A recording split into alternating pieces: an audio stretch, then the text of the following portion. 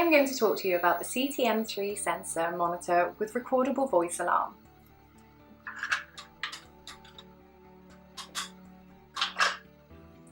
Mum, sit back down in your chair and I'll be with you in a moment. Mum, sit back down in your chair and I'll be with you in a moment. The CTM3 is mainly used with a bed or chair pressure sensor pad. Its main advantage is that it has a built-in voice recorder which allows up to 15 seconds of audio to be recorded. When activated by the pressure pad sensor, bed or chair, the voice record memo is played back as a reminder or warning to the patient. In addition to the voice alarm, a standard tone alarm with volume control can be selected if voice memo is not required. The CTM3 is a very versatile as it has an integral alarm transmitter which sends an alarm trigger notification to a pager or portable wireless tabletop alarm.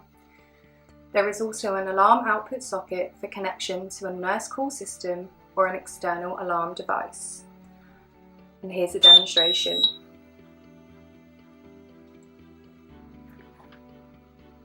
Mum, sit back down in your chair and I'll be with you in a moment.